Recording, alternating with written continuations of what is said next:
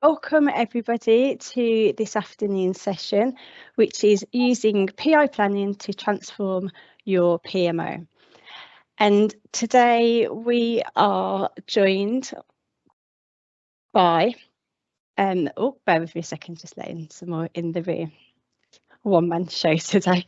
So today I am, first of all, Cassandra Morton, Events and Marketing Manager here at CITF and the host for today's session. So if there are any questions, please feel free to pop them into the chat, or you can message me directly.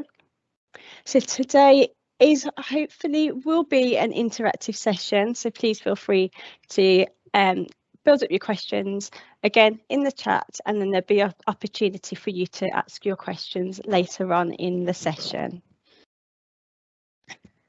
So today I am joined by News UK's PMO Manager, Helen van der Straten. We have Portfolio and Transformation Manager, Jill Bennett, and we have Director of Business Operations, Kirsteen King. Thank you so much for joining today and sharing your experiences with us. So we are going to shortly move straight into our guest presentation, and then that will be followed by Q&A. And following that, you will have your chance to evaluate the session and share any key takeaways and any additional questions or insights that you may want to share with us. So at this point, Helen, I'm going to hand over to you. Thank you so much, and I'll let you take it away. Thank you, Cassandra. That's lovely. Hello, everyone. As Cassandra said, we are going to be talking to you about how using PI planning can transform your PMO. Thanks, Jill. So as Cassandra said, I'm Helen van der Straten. I run the PMO at News UK. You'll also hear from Jill Bennett, who is the Portfolio and Transformation Manager, and from Kirsteen King, who's the Director of Business Operations. So you may recognize some of these brands from everyday, seeing them on the shelves in newsagents and places like that. We are News UK. We are home to some of the biggest and most popular British newspapers. The Times and the Sunday Times, the world's most best-known quality paper, and the Sun remains the most read British newspaper with more than 7 million daily readers. We do all the tech for these apps, and we have probably about 450 people in tech, and that's made up of contractors, perms, based in London, Sofia, and Bangalore. So, what was the problem? Well, we have the PMO coordinator an annual ask for funding, and that was something that we'd go to and ask for every year, and then we do a quarterly update to the business and the exec. Now, this was such a huge task. I mean, it was a good task because it did work, but what we did was we very much advised the managers and the PMOs and the business what we had achieved for that quarter, any dependencies we had, our roadmaps, our funding, our people, everything was discussed in those meetings. And more importantly, we talked about what we hadn't managed to achieve, which is really key. During this time, it was always hard to actually get a consistent view of our portfolio, of how everything fit together. And it was, and so the teams would work really hard on making sure that everything was in these huge decks that we would share and talk about during this time. Changes in scope were not properly seen, and you couldn't record them. So it's hard to see how change could impact the whole portfolio. And although we'd agree a direction in those meetings, priorities could change within weeks of being agreed, and we'd suddenly be heading in a different direction from that everyone had agreed to. So the teams found it hard to prioritize, and trade-offs were quite stressful. We would also bring everyone together in sort of these 2-hour, 3-hour-long meetings, and for each team to only have 10 minutes of each time, to talk about everything they've done. So they packed it full and tried to get across all the real key information that they thought and everyone needed to hear. And as I said, the teams worked really hard in gathering this information, but it was so hard to tell if it was really understood. And so you found, like, I mean, from my point of view, it felt like we were herding cats because we were really trying to pull everything together, but the team put in so much effort. and we felt like we didn't get a huge amount out. So even though we had a strategic buy-in, well, I mean, we didn't really have a strategic buy-in at this point. It was really hard. Our alignment and tech delivery was seen very much as a tech problem, and seen very much as tech-led initiatives as opposed to being from the business. And we weren't really addressing all the issues that sometimes came from other areas of the business and that would put us off scope. So we also had missions, our strategic objectives, showing how work was related to what we were doing, but it's hard to really put that in the tech sphere and see how that all worked. And we were always really unsure as if we were bringing the best projects and the best benefits across from tech. You know, were we getting the best bang for our buck? It was always hard to tell. We would, as I said, we would pull together this information in a huge deck, and would report in all sorts of different manner of things like Airtable, but it was inconsistent. And it was really hard to put this across. So we had also very little buy-in from my exec and at that level. So because it wasn't seen as, it was very much seen as a tech initiative and not something that the business were asking for. Next slide, please, Sean. So what changed? Well, we had a global CTO mandate. And this mandate came from our existing CTO left, and we had a new News Corp CTO who came in, and that's David Klein, and he had done PI planning before. So he advised us that we had to do it, and so we had to make this happen. We then joined forces with, we joined with JCURV, who were amazing. They really took us, they dragged us through the process and showed us everything we had to do, and we were very much like sponges and just took to it. And I think because we had this third party JCURV involved, and we had the CTO meeting with the business and the exec to seek our buy-in, to seek buy-in and advise of the benefits of PI planning, and really making it understood, it was brilliant, and it really worked. So within 3 weeks, we had started, we had our first PI planning session. And so, at this point, I will hand over to Jill. Thank you very much for listening. Thank you, Helen. For those who don't know me, I'm Jill. And just to start off with, before we started PI planning, my role actually didn't exist. So when we decided to go on this journey of PI planning, my role was created, and it basically was to take ownership of PI planning going forward. So to start off with, what is PI planning? It's basically a program increment planning, which is cadence-based. It's face-to-face event, although obviously during COVID, we've been doing it all virtually, and it serves as a heartbeat to the shared mission and vision. So in effect, it is actually part of the wider SAFE framework. So if you know SAFE, you'll have heard of PI planning within it. To be very clear, it's not waterfall. A lot of people kind of look at it, and even we, when we first started talking about it, thought it came across a bit waterfall-y, and it's not. It's very much like Agile, where you just take what you need to work and to help you achieve the outcomes you want. And in really every quarter, you have two very long, intense days. And what's really great about it is that it brings the whole business and tech into alignment. So it's not just one area, it is literally the whole chain come together in those 2 days to talk through what you are looking to deliver every quarter. And basically, as Helen said, we brought in JCURV. None of us really had heard of PI planning beforehand, and they basically came in and held our hand through the whole process and supported us. And they actually came with literally the whole package. So, helping us understand our outcomes, setting up a program board, dependencies, risks, understanding how we need to be transparent and collaboration, helping us kind of understand how to commit to a plan. And again, we did all of that in September within 3 weeks. And actually what was really great with having a third party involved with JCURV is that they're outsiders. When you've been in your company for as long as you probably have, you start to get used to things and you don't really start to realize probably where the pain points are.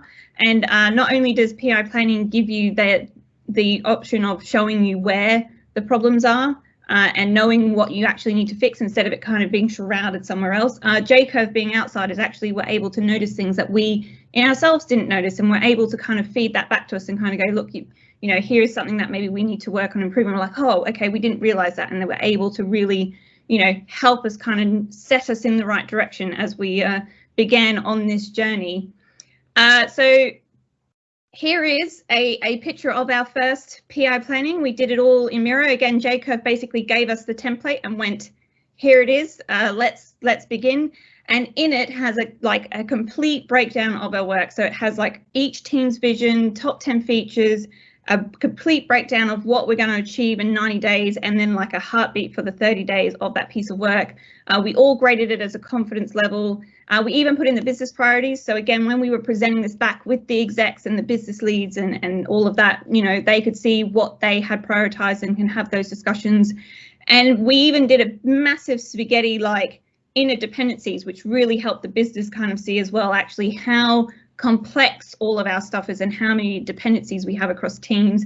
And again, when we talk through our risks as well, like they were there listening to our concerns around the risks that we were raising, but equally could do the same thing. So in our first PI, although it was 2 very long, intense days, we talked through everything and everybody was in a virtual room hearing each other and were able to talk through what we were trying to do.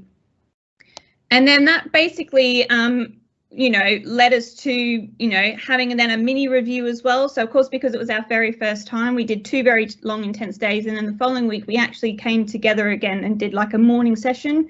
And we just did a review of every line by line to, again, just make sure we kind of really understood what we had done, how we understood the process, and kind of tidy things up to make sure that we kind of, again, took off on the right foot.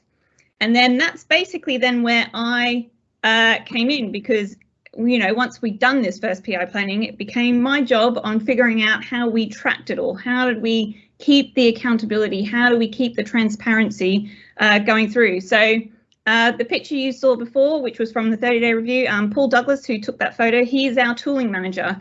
And him and I basically combined forces, and we came up with a way to track all of that work. And what we did was we used a tool called Jira. We already used Jira.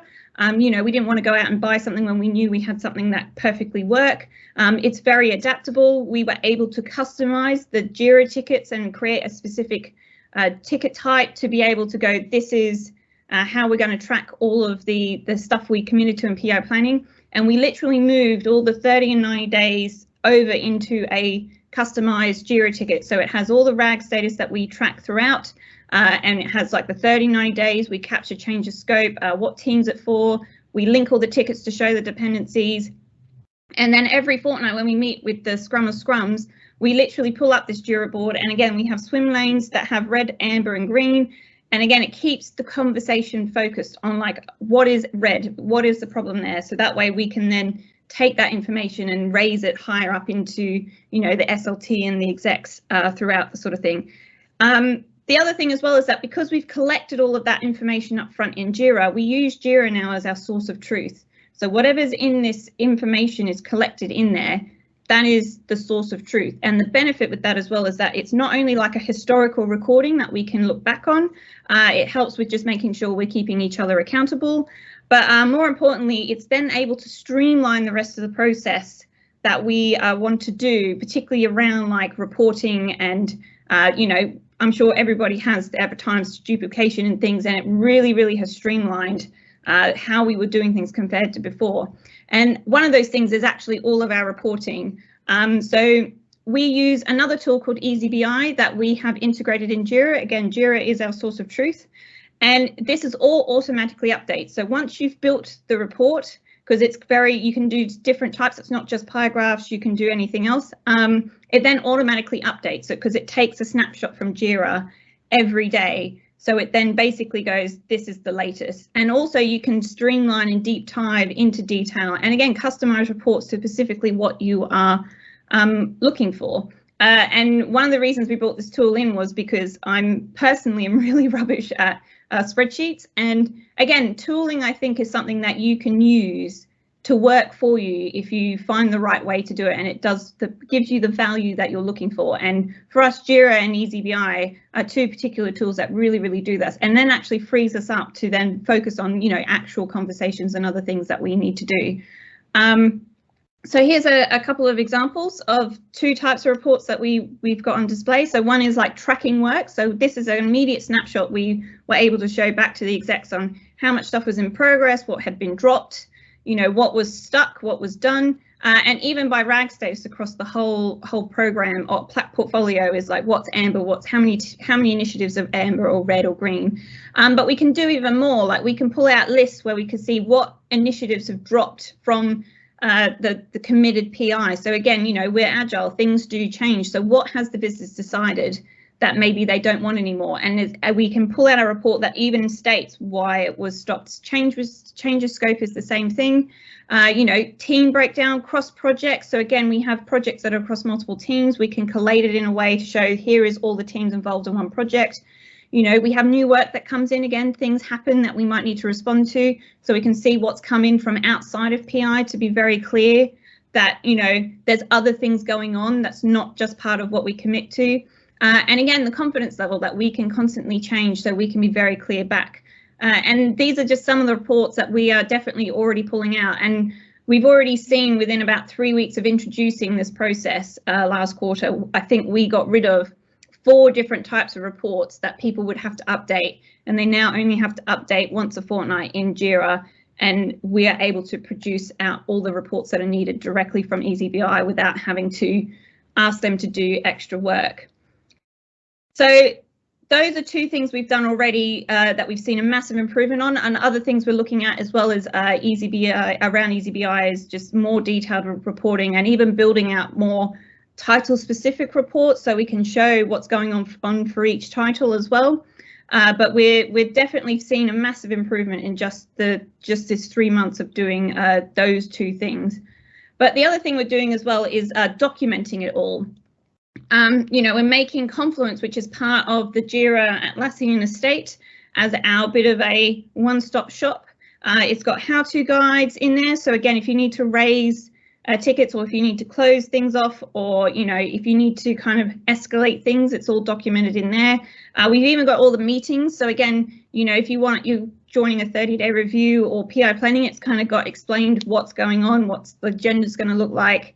And also all our reports are in here as well. So again, we build all the reports in EasyBI, and then we actually display it into Confluence, and they're living reports. Like I literally don't have to go and update them now until next quarter, and all I have to do is change one thing to say, please show Q4's committed stuff, because there's nothing else that needs to do. So instead of having to build things from scratch, it's just a living page that we then take a snapshot of and save elsewhere. So we've got that for each fortnight or month of when we're collecting information. It's even got a checklist, because again, we want to future-proof ourselves and kind of also onboard people. You know, people do come and they go, and also it's all kind of in Kirsty and King's and my head at the moment. And obviously, you know, that's a bit of a bottleneck in its sense. If suddenly we're not available, we're not here, or something happens where we need someone else to pick it up, we've got something set up so that anyone can kind of come in and be able to not only understand the purpose of PI planning, how it works in News UK, but also to future-proof ourselves in that, you know, if we're not around, someone can easily come in and pick that up. So we're currently making sure that we have documented everything that we do. And obviously it changes as we're evolving, because we are still finding things that we want to improve on, but we want to make sure it's very, very clear and transparent to everybody what's going on with how we do our quarterly planning. At the moment, these are the big key meetings and events that we're kind of tracking stuff against. So for example, we have every week a tech governance forum, and they're kind of our gateway. So again, any new work or any things that we need to escalate, it starts off in that meeting. And then if it needs to go to the business leads or the execs, then it goes through that process. But we're kind of a gateway to make sure we can push back on things coming in if we can't be able to do it, or be able to kind of also highlight issues or things that maybe need to be identified to talk about. And then on top of that, we have the fortnightly Scrum of Scrums, where all the program managers come together. And again, we use that JIRA board to talk through everything that is currently in flight, and again, raise anything that we need to flag with others, or talk about any dependencies that maybe starting to be worried that we need to kind of make sure we address. So those kind of are the things that happen frequently. But then on top of that, we have like key events that we have as well. So in a couple of weeks' time, we have our 30-day review for this quarter. And that's basically our internal checkpoint back to the execs. Again, everybody is welcome and present, and we present back, this is how we're faring. You know, we talk about what we may have delivered already. We do a demo if there's something that we can show, but also if we're having any concerns or risks that we want to flag straight away. So instead of hearing about it at the end of the quarter, they're hearing about it pretty much straight up, and it's not as much of a surprise when we get to the end. And then that's where the 90-day review kind of comes in. So that's then us going, yep, we're now at the end of the quarter. This is kind of what we've done. This is what's happened. And again, it's that constant communication that we're having to make sure that we're not dropping the ball somewhere and someone's not feeling like they've been caught out on missing something that may have been needed to be flagged with them. Then obviously we have our quarterly PI planning. So obviously, as I said, the very first one we did in September was 2 full days, and then we did like a mini review just to make sure we were all good. And actually, when we did our next quarterly PI planning in December, that became a day and a half. And that was partly because, you know, we kind of knew what we were doing this time around, whereas obviously before we had no idea and JCURV were there holding our hands. But this time around we had a bit more of an idea. And although there's still some things we want to improve and we probably don't want to like condense it too much, the fact that we were able to kind of turn around as quickly is really a testament to all the teams and how much work they were willing to just jump on board and get this process moving. And then another one we've introduced as well is a playback to teams, so that there's people who aren't part of quarterly PI planning for very good reason. Sometimes they don't need to be there and we don't want to waste their time. We want them to keep moving on the actual work they're doing. But we also, again, want to make sure that they know what's going on. So we've introduced that as well. And then finally, we literally record everything. So any key meeting we have, we record the presentation and document it. And again, it's all in Confluence, so people can go and watch it. Or if they're not available because say they were sick or whatever, they can come in and watch it as well. Even people who join can watch it just to kind of get a sense of how things run. And it's just a really great way to again make sure that we've got all the information we need, and we've got that historic document captured as well. So again, we've only been doing this for 3 months, and I'm happy to say that our first time of doing this, we were very happily surprised at how well we turned out. It's not like we thought we would do badly, but you know, we did a lot better than we were expecting. So we started off with 128 initiatives across all of the portfolio, and actually we found 103 of those were completed, which is 80% complete. 15% of those 15 initiatives weren't actually completed and they were rolled over to Q3. And out of those, 24 saw overall of that 128 saw a change in scope, and 5 of those were actually not completed. So out of the 24, only 5 of those were carried over. And then there were 10 initiatives dropped by the business for various reasons. So, you know, again, even looking at this, we can see still improvements, particularly around our you know, change in scope. We know we kind of this time around we're probably a bit too vague, or we put like Android and iOS in one initiative, and whereas this time around we've split them out. So we do expect to see a bit of a drop in the change of scope. But again, we took a massive learning with how we kind of communicate and write what we are committing to. We also know that there's other things we want to improve on and continue to streamline our meetings. Again, we want to now see how we fit product into this. So we had to really focus on delivery just because we wanted to really show the benefit and that we were getting immediate value. So now we're looking at how product fit in. And also we just want to continue to build in that wider business requirements and, you know, get some more automation in to just streamline things a bit more where we can. And yeah, we're just kind of finding our way still a bit through. But for our first quarter, we're really happy with the progress that we've made. And now I'm going to hand over to Kirstine King. Thank you, Jill. Hello, I'm Kirstine King. I'm the Director of Business Operations, and the PMO and Business Transformation are both in Business Operations. I'm just going to say a few words to summarise before we get to questions. And the first thing we need to say is, as a result of all this, literally since the beginning of September when we started this, we now have a much more strategic PMO. We know what work we're doing. We know work is prioritised because as much as possible, a pound benefit against effort. If work comes in, it's consciously done and we know what it's knocking out. When the drop work happens, if we worked on it, we can be explicit. This is how much work has been spent. So if the business changes their mind after work has started, we can say, you know, you have wasted X amount of weeks of work. Everyone knows what they're doing and why. We think we are doing as much as possible, the best bang for the buck now. If you pick up a ticket, you know why you're doing it. So it's a real transformation in that way. Also with reports at any time, anyone can see, as Jill says, where we are. It's by the use of the great tools that they've used, that's easy, cheap and automated. At any time, click on the page, you can see what's going on, and every 2 weeks Jill just makes sure everything's tidy and sends it out. We also have the 30, sometimes the 60, depending on timings, and 90-day review. So everything's always up there, easy to see and live.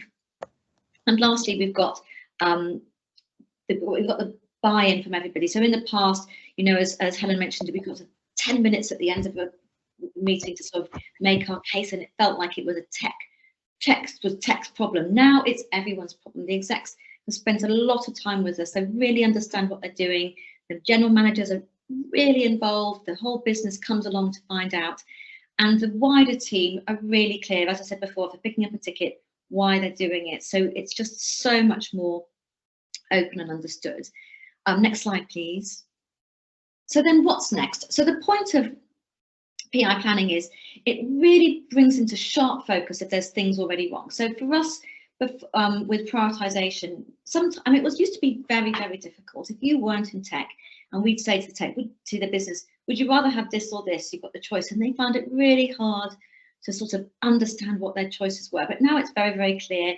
And it's really clear that it's a business problem, not our problem. We would end up often making the decisions for people because it was just very hard. But now it's clearer, and we're managing to push that whole set of questions much further down, so the business are having much better conversations. We also sometimes find that product gets so sort of stuck in their silos that it's sometimes harder for them to work together because they're just really thinking about, the times or the sun. So now we're working on really making sure that we have better product alignment.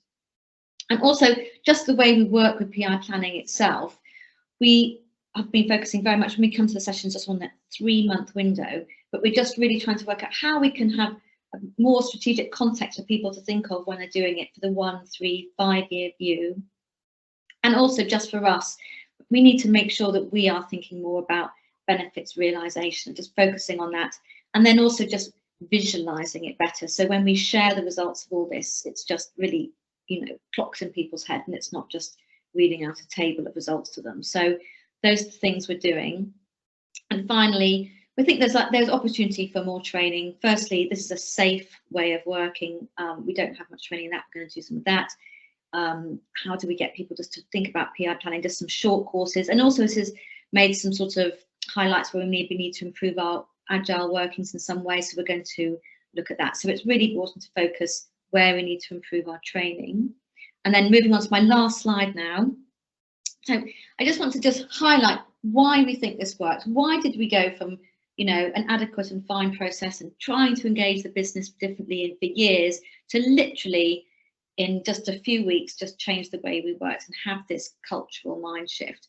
And there's a few real reasons for it. And I think the first one really is the engagement of the CTO. So as Helen and Jill have both said, the global CTO, who is just a super important person, he came round, he made sure he spoke to every exec and their team meetings to say, you will do this. This is what we did in my last company, it worked. And the second thing that we did with that was we engaged JCURV as this third party who came ready-made with their tools, their process, and as Jill and Helen said, held our hand. They really ran us through the process and spoke truth to power, both to us in tech and to the business, like to make sure that we work together better. That was the crucial thing. Trying to do things from the bottom up is hard. From the top down is much easier. Secondly, we've got the right roles in place. Jill's been given, we created a new position for Jill. She's come in and with the help of the PMO and also Paul Douglas, who she mentioned earlier, who's also on this call, really managed to wrote this process to the thing you see now, really made sure it's working, just actively making sure every day, how can we make it a little bit better? What's this problem? How can we sort it out? And finally, the right tools. Jill and Paul have literally squeezed, as far as I can see, every single bit of functionality out of Jira, Easy BI and Miro, and soon to be advanced roadmaps in Jira. The way they use it, I'm literally just makes me almost weep with fabulousness. That these tools are cheap, easy to use, everyone's already using them, and we can just produce these results from it. So I would say those are our 3 big learnings. So next page, that was my last slide. I was going to say the next page is any questions, but I know that we have Ben and Vikram from JCURV on this call. I don't know if you two wanted to just chip in and say anything at this point before we go to the questions. Yeah, I think it might be useful to give quick intro to who we are, just to give a bit of visibility on that, and then call out from our perspective some of the particular challenges we think were faced at News UK, and some of the sort of unique organisational challenges we faced, and some of the success factors as well. So JCURV is a consultancy organisation. Our mission is to increase the agility of organisations to help them thrive in an increasingly uncertain world. What that means is that we're an agile consultancy, but we're not evangelists, we're very much pragmatists. So our view of success isn't implementing agile by the book, but it's building agility in an organisation which allows them to focus on value, and it works for the client in their context. So implementing PI planning is never simple, but I think the particular challenges that were faced at News UK compared to other organisations when they go on this journey are the timescales. That they were very, very tight timescales, 3 weeks to go from talking about it through to, okay, we're going to have everybody in a room and be good to go. Multiple brands with competing priorities and very strong personalities, very strong leaders putting those priorities forward.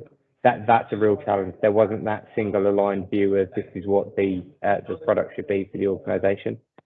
I think the complexity of the delivery organisation was really hidden and wasn't really very well appreciated, particularly from the business, which meant that the bottlenecks weren't known, and that really came to the fore, and the visibility of that really helped some great realisations, I think, as we were going through it.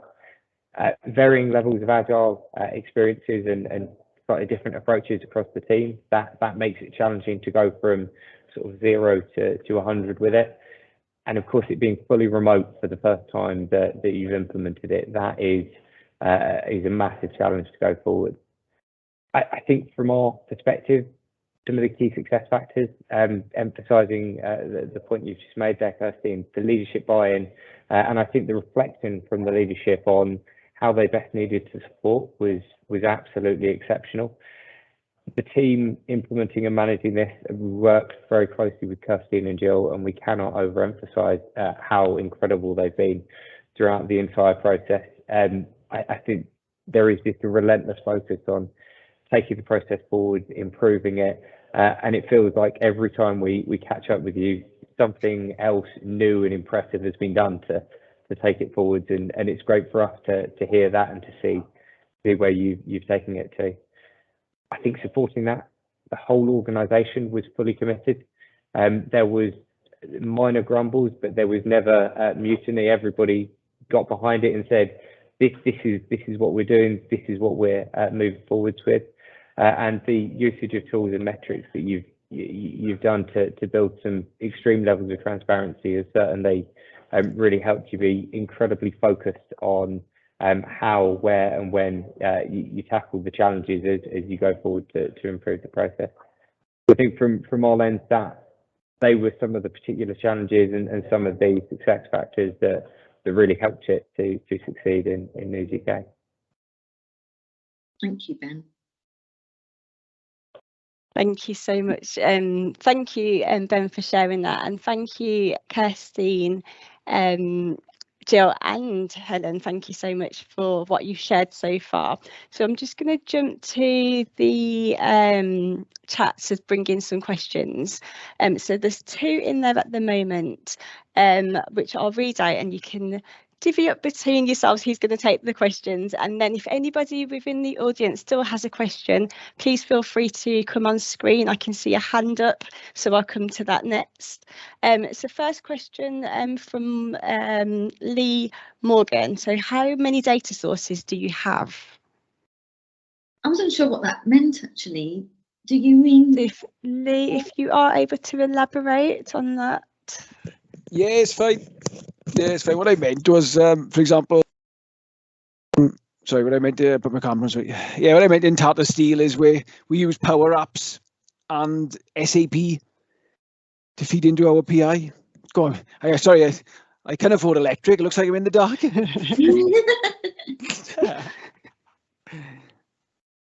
So we don't integrate with SAP or anything like that. So for our JIRA, we actually at the moment we're just typing in the data to the tickets, and that's what we're using. I don't know if you want to say anything, Jill, because you have ideas for the future.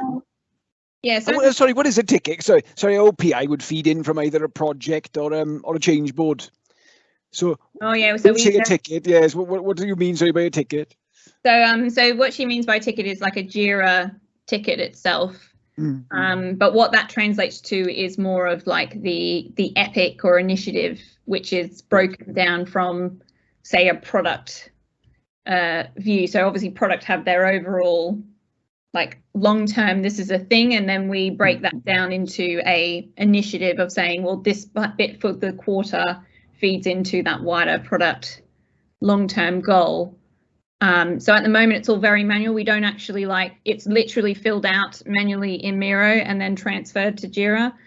Something Paul Douglas and I literally have cracked today is being able to automatically, I can see Marinella, who works with us, is very excited by this. We've managed to automate that process. So once they've filled it out as a group and have written up everything that they want, we can now run something that automatically creates all of those JIRA initiatives. So we don't have it stored anywhere else really for that. It's literally the teams kind of create it as they're doing PI. Long term, we hope that maybe we'll have something that's kind of more fluid, where we'll have things already ready to go, and then it's just literally picking in the things that we need. But at the moment, it's literally just as we start PI, that's when they start to create all of that work out. Okay, thanks. Brilliant, thank you so much. And then I'm just going to jump over to Hayden Gove's question, which is, do you do financial reporting in Java? In JIRA, sorry. I don't know where I got Java from. No, but we can do financial stuff through EasyBI. It doesn't fully work yet, but Paul Douglas and I have been playing around where we can pull out costs in EasyBI, but we haven't showed it to anyone yet because, again, obviously there's human elements involved in what the numbers say. And obviously everybody works very differently in JIRA for very good reason. So obviously if you saw a number and it seemed like quite high, it probably isn't. It's just with how that team works. But we can do it through EasyBI, but we don't actually do any finance tracking specifically through JIRA, unless Kirstine, you know something. No, so I mean what Jill's talking about is we can monetize the effort. So we could say people spent 15 hours or 15 weeks or something on a particular initiative, so we can work out an average salary or something and work out how much something cost. But for all the other finance stuff, actually Helen's the person that actually does all the work on that, but that's all done on completely separate systems. Yeah, that's all done in SAP. So we do use SAP for our finances, and we do that for timesheets and all that information, but it's kept very much out of PI planning at the moment. And I think in the foreseeable future, we don't want to be, it's proper money. We just want to keep that separate, I think. Brilliant, thank you so much. I'm just going to jump over to Nzinga. Hi, thank you. Hi. So, you know what, I never really appreciated just how huge a task and undertaking it was. I'm just so impressed. It's really, really good. I've you know, I'm now a new evangelist, and I think on that point, I was wondering, and hopefully this is a nice question that you guys enjoy answering, but is there any point in this process where sort of you know, you had a light bulb moment, or you transitioned from a skeptic to you know, an evangelist and saw the light of this? Was there a conversation you had? Was there a moment where you're like, oh my goodness, I can see the potential for this? You know, so yeah, that's my question. Do you want me to answer first? I think you go. Yeah, I would say I had a light bulb moment. I could see the value when it was present, like when Ben and Vikram came and kind of explained it with their team what it was.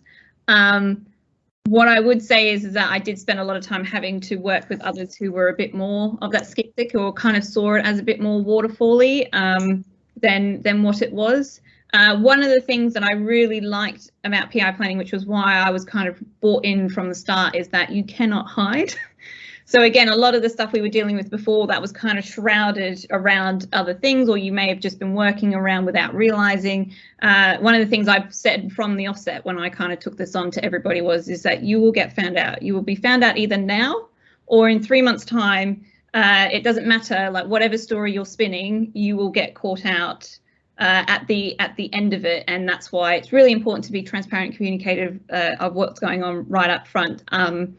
And definitely, I think those who kind of probably didn't see it that way saw very quickly, as they started to see what, like I was building out with Paul Douglas, they were like, okay, yeah, we can see, yeah, there's no way, like, again, all the failings that all the pain points we were having, like they just are so obvious, whereas before they just weren't. And so again, for us, it's just so useful to be able to go, oh, okay, that's the thing we need to improve on, and we can actually focus on that now. And that's the thing I like about PI planning, is that you can't hide, and it really helps you kind of know what you need to do to improve. Kirsty? Well, for me, it's just, I mean, just in the session itself, just seeing the engagement from the exec and then understanding what we're doing literally for the first time, and just what it is for us is how we might have been, say something wasn't delivered, we might have been blamed in the past, but actually it might have been because someone changed their mind, or we often were trying to please people by saying, well, we hadn't done this, but we did this instead. It was hard to learn that message. But just in these sessions, the penny just drops because it's so unbelievably clear, as Jill says.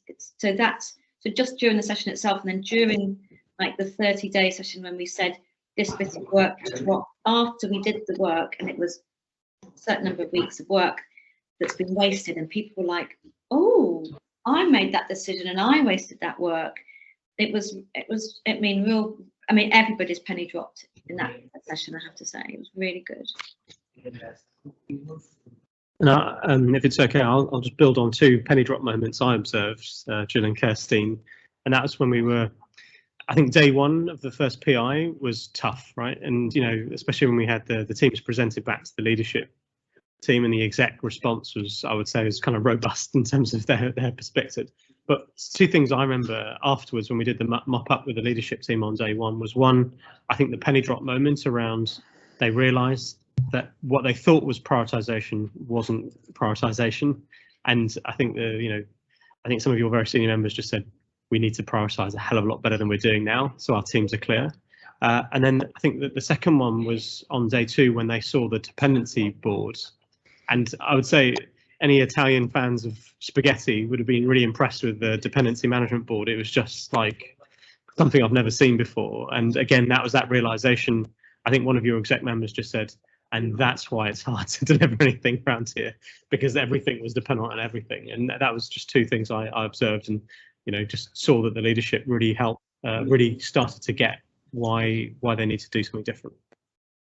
I would also say, like, they're really been really positive, particularly not just by the transparency we're now showing, but also like the fact that we've delivered so much. Also, we did a lot better. Like we said at the end of the quarter, we're looking at about 72%, and obviously we were a bit like, maybe we won't do that because of, you know, we might still not quite make it. But actually, we then did even more than what we kind of predicted, and they've just been blown away by actually just being able to see that transparency straight up, and their confidence in us has definitely massively grown in the last 3 months than probably in previous quarters.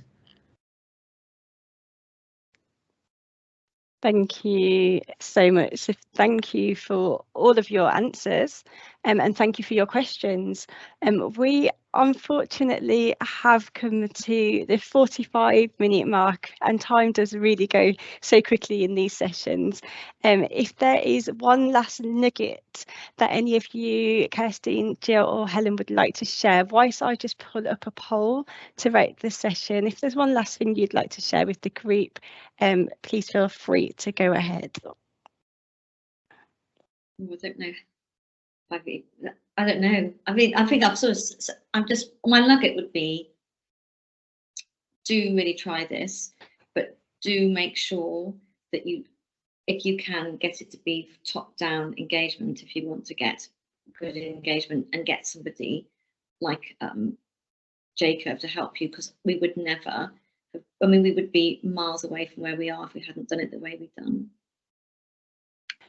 Thank you so much. So once again, thank you, Jill, thank you, Helen, and thank you, Kirstine, for sharing your experience of using PI planning to transform your PMO, and thank you for sharing that with the audience here.